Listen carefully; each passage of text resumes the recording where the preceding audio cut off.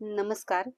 मी जयश्री, म्हणजे जयश्रीज lifestyle YouTube चॅनलमधले आपले स्वागत करत आहे.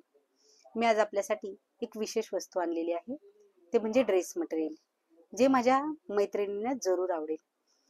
कॉटन ड्रेस मटेरियल आहे, फुल साईज ड्रेस आहे, म्हणजे त्याच्यामध्ये कुर्तीज, तुमचा पॅन्ट आणि दुपट्टा असे सेटचा हे ड्रेस आहे.